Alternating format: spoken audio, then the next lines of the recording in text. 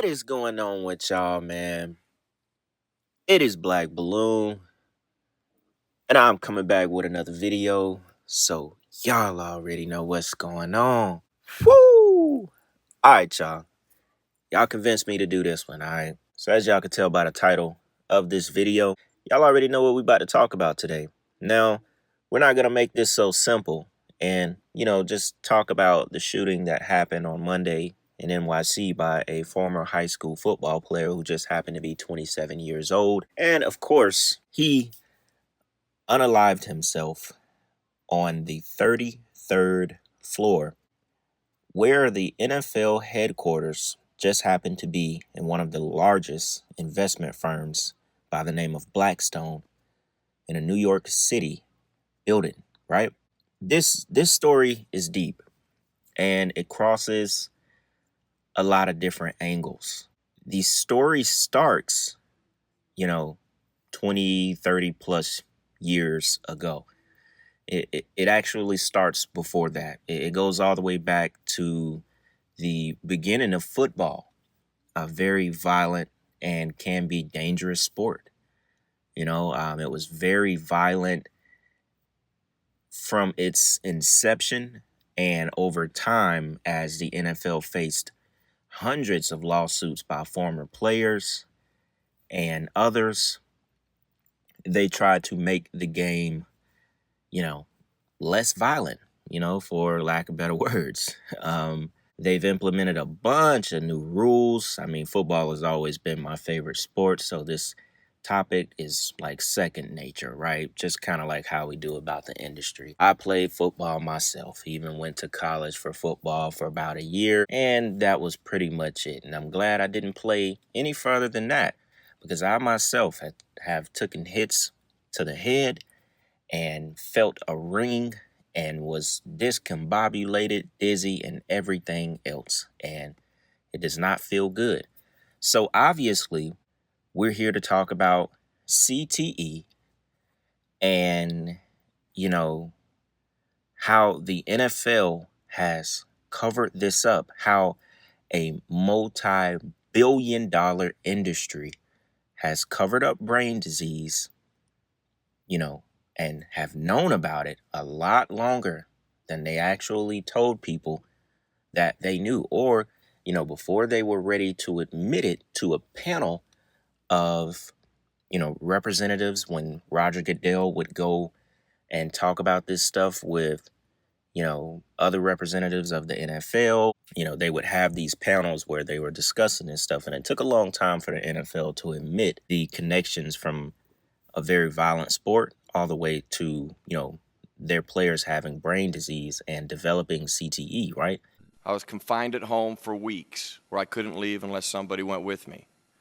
I had to learn how to read again. I went through depression, and these major symptoms took nearly 2 years to recover from. The congressional hearing was prompted by a study that hinted retired football players may have a higher than normal rate of Alzheimer's disease or other memory problems.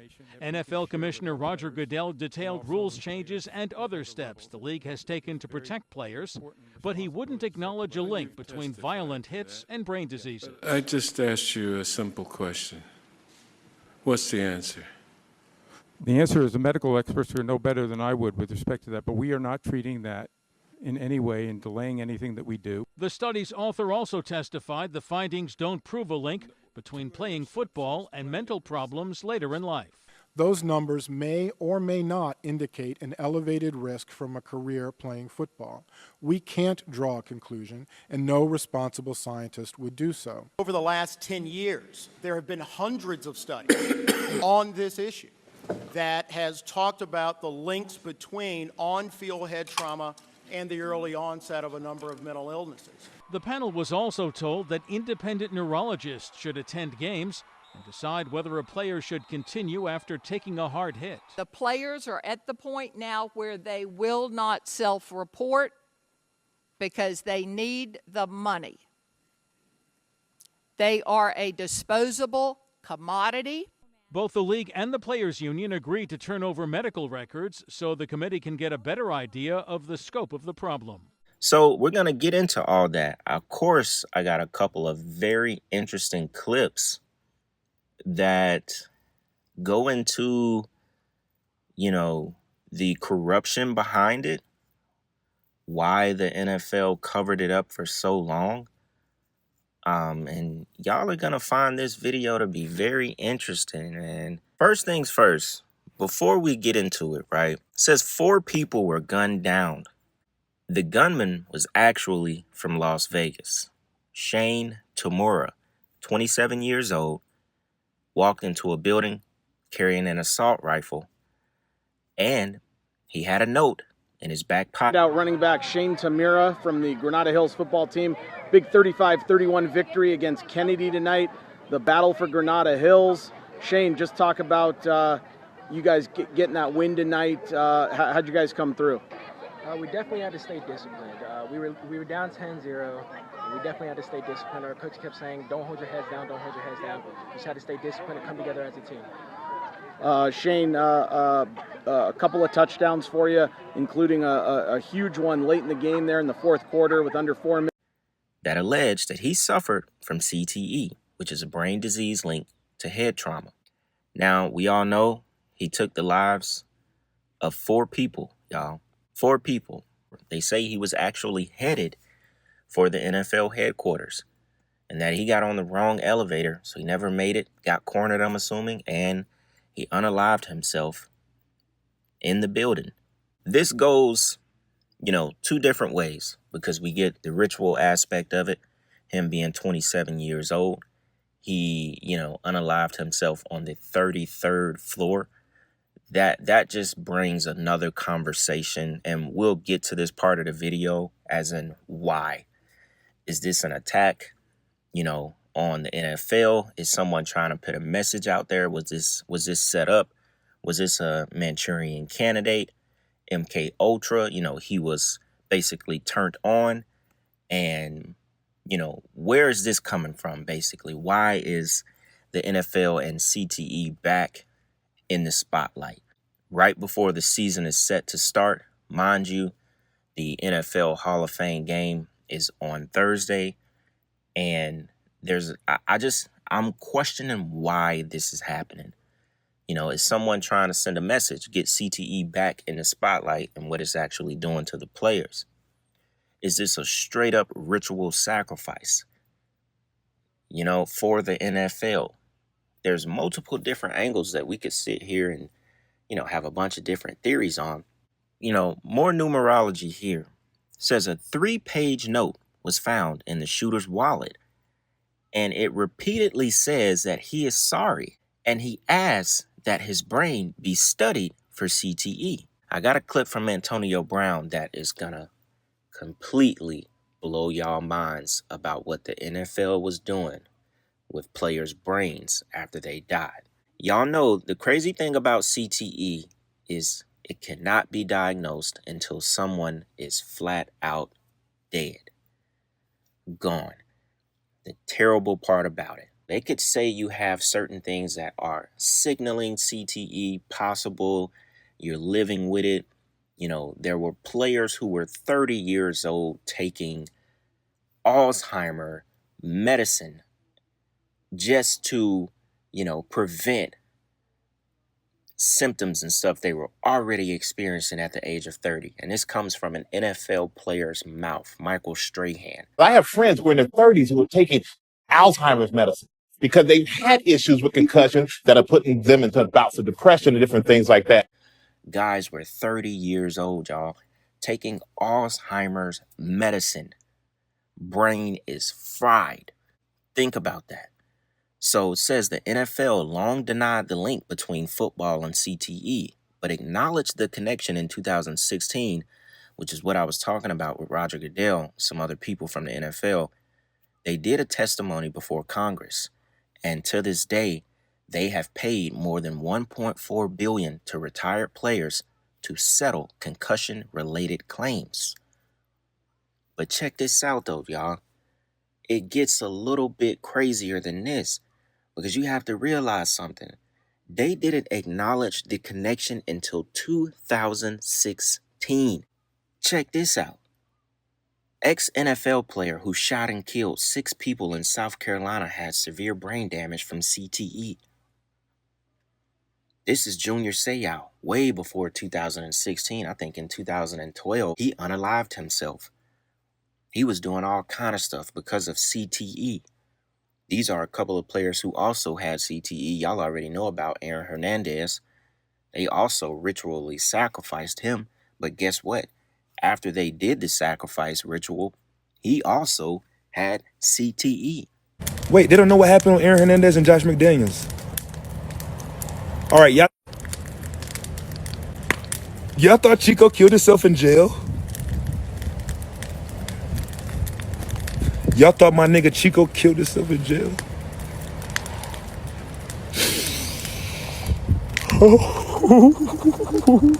But think about this though, y'all. It took them until 2016 to admit it. So look, with that being said, we're going to go ahead and jump into a clip real quick. Sorry for the long intro, but this topic is, this is a deep one. So let's check this clip out, and then we're going to come back and talk about some of the dealings with the NFL and CTE a little bit more. All right, y'all? Check this out. They're like, well, he has CTE. Yep. Do you feel like you have CTE at all? I Because feel like, obviously in your sport, this does happen. no, listen. First, Will Smith made a movie about concussions, right? Mm-hmm. To show you the and deadly part of what NFL players are going through. Yeah. So for the NFL to protect themselves of players, because as a football player, you know what you signed up for, right? You're going to get banged in the head, right? It's already premeditated before you start playing. As a little kid, this can affect you. So we already know what we signed up for. But, being in this game is like being in the Army. Some players make it back. Some players get hurt. It's a different situation for every guy. You know what I'm saying? But some players, they really have died behind issues of this thing. So it's not just a game. It's a real issues that the NFL has made on some players who have passed away and died.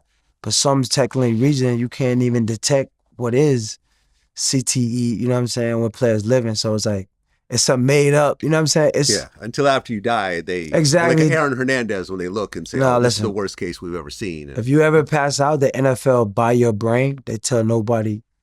They buy your brain. Really? Of course, they got the NFL buys your brain after you die. But literally, if you, I had no idea. Exactly, and no one have no idea. Yo, that's this wild. is that. Yeah, exactly, because then they do a study. It's like, yo, and they keep that private. Of course, they keep that. All right, I see the hustle. Yeah, so okay. It's like, because think about it. If we play a football game, every guy could say they got something wrong with their brain when they're done playing because they've been smashed so much.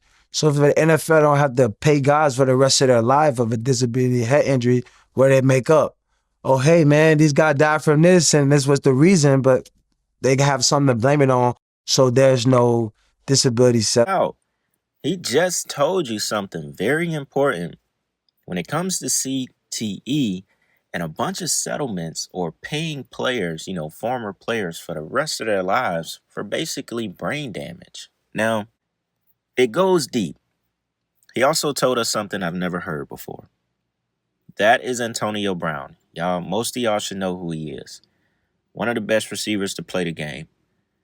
And, they say he even has CTE because he kind of turned into a different person after he started, calling some NFL execs racist and all kind of stuff. He basically got like blackballed out the league. He's done. He went out at a time where he was still very good. Quite frankly, he could probably still be second or third string on an NFL team right now if he was still in that kind of shape. He said the NFL was actually buying players' brains, so the info would not get out that they had CTE. That is very dark right there. Just hearing that. They were buying these players' brains so they can continue to hide it. He also brought up that movie Will Smith did and starred in. Y'all remember that?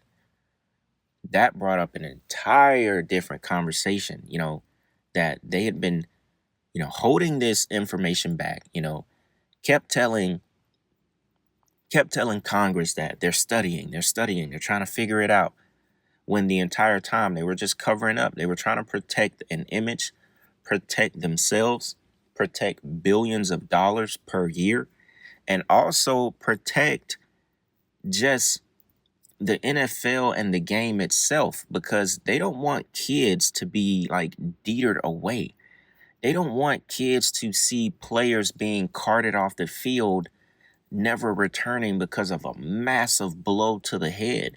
Now, little kids no longer dream of going to the NFL because they don't want to be brain dead by the time they're 30 years old, which is why today you see a lot of younger players retiring early in their career.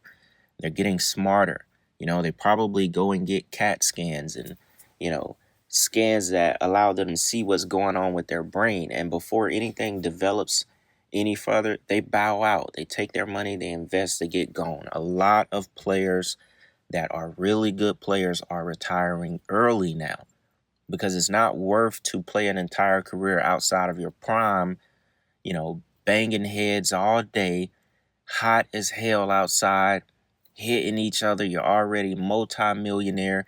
They're saying we're out. A lot of great players have retired early, and it's because of this reason. They don't want to deal with the NFL and its shadiness because they have early sets of Alzheimer's in their 30s. So check this out, right? It says the NFL has been trying to hide head injuries for a very long time, right?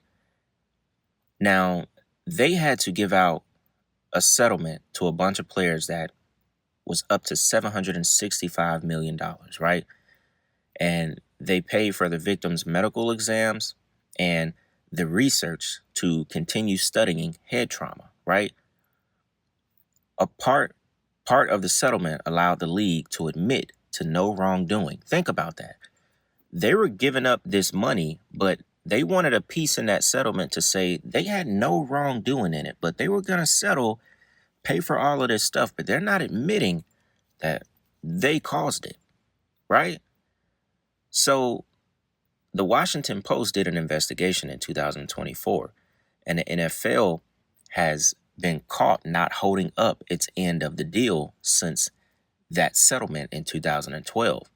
They've been using medical loopholes to try to get out of covering the cost of players, medical exams, right? So it said at the time of the report, it was investigated that about 900 settlement claims had been approved by the NFL, while another 1,100 were rejected, including 300 involving players who were diagnosed by the settlement's own doctors. It claimed that the collective value of these dementia claims denials could be more than 700 million.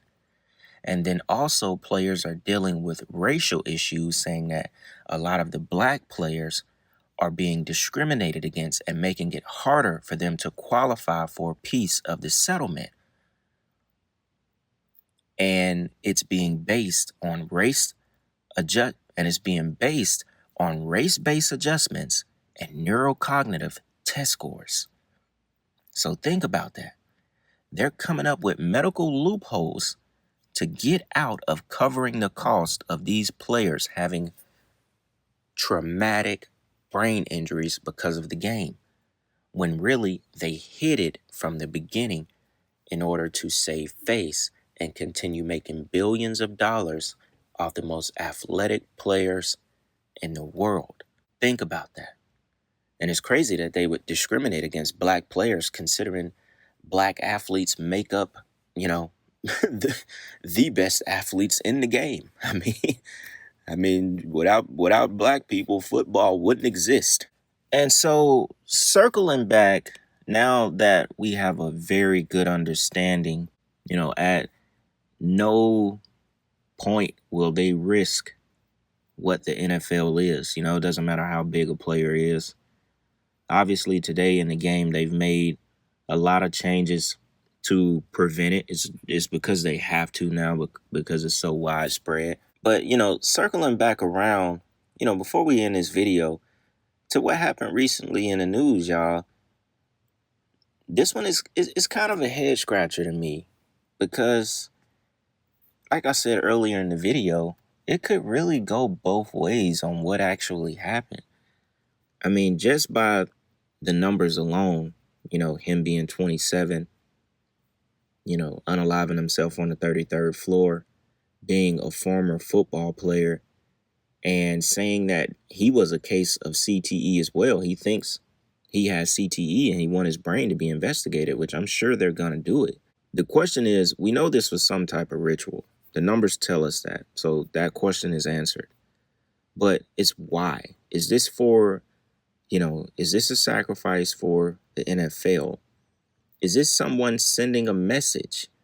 Is this just, one orchestrated Manchurian candidate that was activated to once again, energy harvests across the country, continue these mass shootings, mass killings? At the end of the day, they sacrifice to these gods regardless. Blood is shed regardless. But it's just very interesting that this is centered around the NFL, centered around the headquarters of the NFL. It's literally where it took place. It was deliberate. The NFL season is about to start soon. It's bringing up CTE, back to the forefront. This could potentially hurt them by the hundreds of millions as far as money lost. We just never know. I'm not going to say I know the reason why, because I don't right now. And it just tells me it's something bigger going on behind the scenes that we're not quite privy to right now. And I think it'll be interesting as things continue to come out about this, if it's, any deeper than what we see now, or if they, even let us know some of that information as far as what is really going on behind the scenes with this case, right? Very interesting, but I like the fact that we were able to get into CTE in the NFL, because it definitely ties back to billions of dollars, and there's a reason that this happened on Monday, y'all. So with that being said, y'all, thank y'all for listening. Thank you for your time. Y'all already know I appreciate it, man. Drop down in the comments. Let me know what y'all think about this one. And with that being said, it's Black Balloon, and I'm going to see y'all soon, all right? I'm out.